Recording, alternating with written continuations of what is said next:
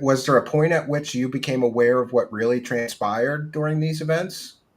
Not until I not until I left. It was only when I left. Okay. And But tell us basically, about tell me what was the straw that broke the camel's back then? It was this oh, event happening where you said, I don't want to work with this woman anymore. She's dangerous, or what was it your was like mindset in leaving? it was like a cumulative thing. I think she started bringing in another guy to manage things like Nick, and um, slowly but surely, I could see that she was like pushing me out, kind of thing, as her manager. I did question her about several things, and lots of things just didn't add up as to what she was saying. Um, and then probably around Christmas, I think we had a big argument um, because And I was what being was the asked to subject of the argument? I was being asked to do more and more work, and I wasn't being paid.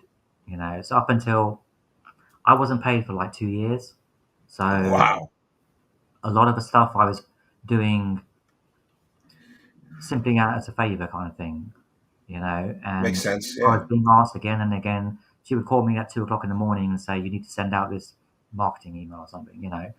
And it just got so many things. There's only so many times you can keep asking and asking for stuff that I'm not being paid to do any of this. I'm not getting a percentage of your earnings or anything like that. And you're bringing in this other guy who is being paid, right? Why don't you ask him to do it? And all this kind of stuff accumulated. And at Christmas, it just went, you know, I wouldn't say I lost it, but yeah, we had an argument about it. And I think at some point she did say that I would be paid, but then by the end of January and nothing had been agreed or happened, I decided to leave. And just And to be clear, she's accusing you of stealing money from her accounts mm, or taking clients' money for bookings with her and not giving her the money or notifying him. Is any of those allegations at um, all accurate? Because it sounds to yeah, me like she was stealing from you since you worked for her for free for 2 years and she never paid you. And this is typical narcissist behavior. Accuse your enemies of that which you do. yeah. She's In saying you fact, stole from her. Is that no, where is she getting that from? Her asshole, or like does she have?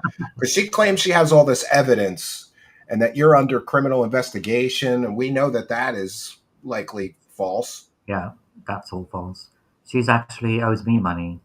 Um, so we'll go back to like 2017, okay, when I set up the website and she started taking bookings. She didn't have a bank account or anything like that, so all the payments went through my PayPal account. Wow. Okay, so after a while, there was like so much money, like I told you, 20, 30,000 a month going through the PayPal account that PayPal offered us a loan, or offered Sarah a loan. And basically, what happened was she blew all the money, and PayPal came What after me. what did she blow the money on? Are you She bought a aware? car, I think a BMW, and then she rented a place in Sedona. I mean, she just spends money like there's no tomorrow, basically. Well, we've And heard that a lot about these grifters. David Wilcock makes $258,000 a year on YouTube alone, and it's barely enough to survive. He says. Corey Good too. He blew through millions. Like I don't know what these people spend their money on. I don't know Because either. Sarah doesn't own a home, and this is interesting. Sarah's saying that I'm gonna, she's gonna sue me, and I'm gonna lose everything I own. Well, at least I own things. Like she doesn't own anything. She's renting houses with five roommates. So is a lot of her claims of being so rich and successful just bullshit? Yeah, she has to keep up this image. This she takes photographs with wads of money and drives around a Lexus and takes photographs in five-star hotels and five-star restaurants. But it's all an image. She's living the good life on Instagram. Yeah. It's an Instagram life. She's living an Instagram life, basically. She spends Um, it on frog sweat. Garaji said she spends it on frog sweat. Well, thanks for lighting the mood, Garaji. So um, you so have this. that whole PayPal loan thing, she Oh yeah, spent let's continue that. she spent the money. I was, I mean, I've got all the messages, I've got the PayPal stuff. We can go over all the receipts in another show, but she basically spent the money, left me with the loan, and we had to close the PayPal account basically because we couldn't pay back the loan. Do you And recall how much that loan was for? it was for around £22,000 or around $29,000. Wow. She And blew that was the through 30 outstanding grand. amount. And then she left you holding the bag. She said she would pay me back, and again, I have proof that she said she would pay me back, and it never happened. Every time I brought up the loan, you know, she would change the conversation or just, brush it off or whatever. And I'm still getting letters from debt collectors about that loan. So she So still owes you that $29,000 as yeah, she's it's not gonna. claiming that you stole money from her. No. Um, I was only paid for like 1 year, so you have to remember now. I had a day job from 2017 to 2021. So I was never paid from 2017 to 2021 because I had a day job. I didn't need the money. I work in IT. I'd make pretty good money. So all the money Yeah, she made, I worked in IT and I can attest that's a pretty good paycheck. yeah. So yeah, I was never paid for the first like 4 years, and I didn't ask for any money. Um, and then also another thing, Sarah has claimed that she's paid for all these holidays and trips and bought me a brand new BMW, all this stuff. That's all rubbish. I paid for all of the trips, trips to France, Israel, Egypt, all the So road you trips. paid for those. I paid for those. Yeah. Um, Again, like I said, I make good money back then and I can pay for my own holidays. I can pay for my own car. I don't need her money.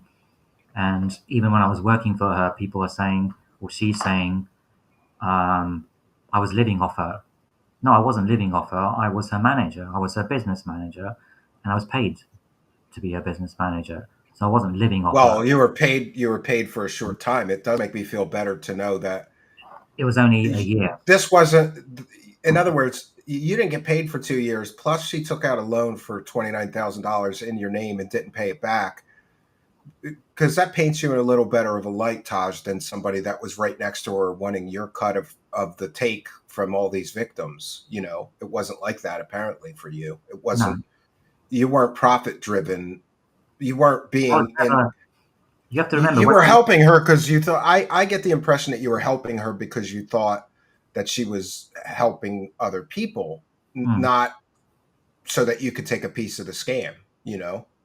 I mean, you have to remember when I met her in 2016, she had nothing. Max had just died. She didn't have any money, no website, no clientele, no nothing. Within 2 years, within 2 years, she was In on fact, you guide. were you were paying her to be her manager. That's great. That's great. Yeah, this poor bastard got taken for a ride to nowhere. So yeah, Yeah, I mean, yeah.